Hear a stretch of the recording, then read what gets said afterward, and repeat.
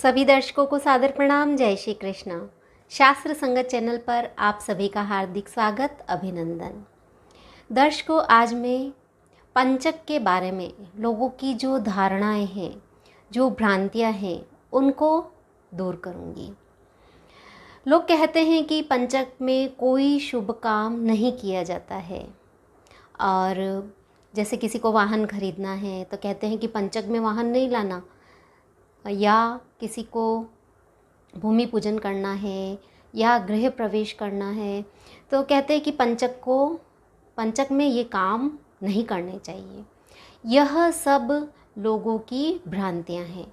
हाँ, कुछ काम ऐसे हैं जो पंचक में नहीं किए जाते हैं, वह भी मैं बताऊंगी, और पंचक में कौन से शुभ काम किए जाते हैं वह भी मैं इस वीडियो के माध्यम से बताऊंगी।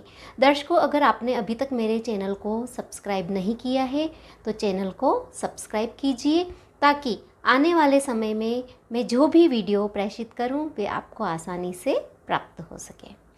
तो सबसे पहले बात करते हैं पंचक की। पंचक कब होता है? पंचक में कितने नक्षत्र होते हैं?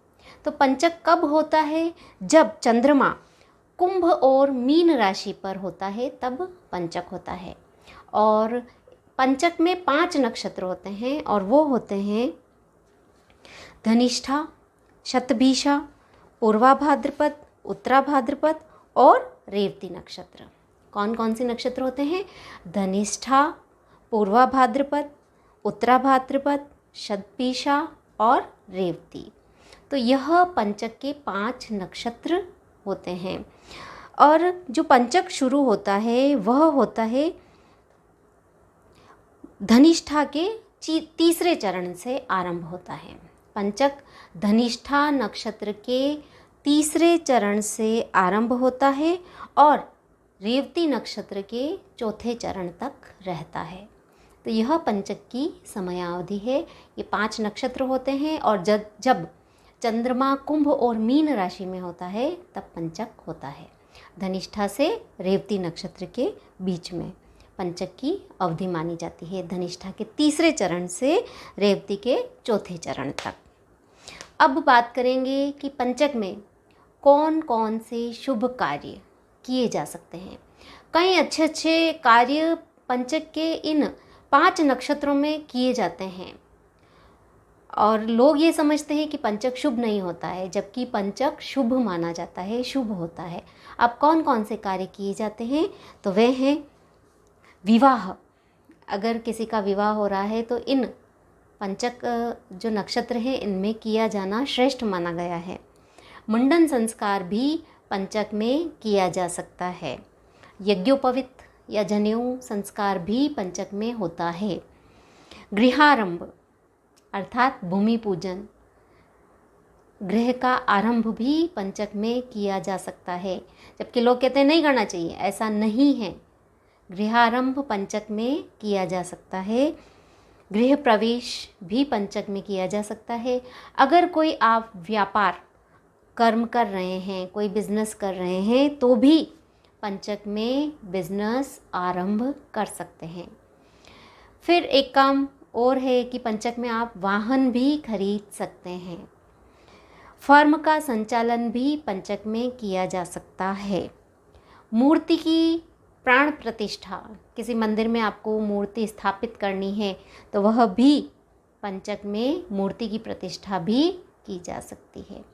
अब ऐसे कौन से काम हैं जो पंचक में नहीं किए जाने चाहिए, वह मैं आपको बता रही हूँ। तो पहला, शवदाह। परंतु शवदाह तो शव घर में इतने दिन नहीं रखा जा सकता है पंचक की अवधि में। तो क्या करते हैं, इसके लिए शांति का प्रावधान है, उस विधान के अनुसार फिर शवदाह किया जाता है। चारपाई बुनना, चारपाई को बुनना पंचक में वर्जित है। चटाई बनाना, अगर चटाई बनाने का काम हो रहा है तो वह पंचक में आरंभ नहीं करना है। कुर्सी का निर्माण, आप कोई कुर्सी मेज बना रहे हैं तो उसको पंचक में शुरू नहीं करना है।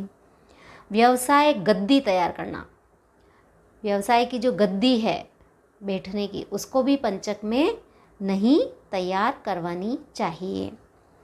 मकान की छत डालना, अगर आप घर बना रहे हैं, आपने गृहारंभ मुहूर्त भी देख लिया, आपने भूमि पूजन मुहूर्त देख लिया, आपने गृह की जो छत डाल रहे हैं, तो उस समय ध्यान रखना है कि पंचक में छत नहीं डालनी चाहिए, वर्जित है।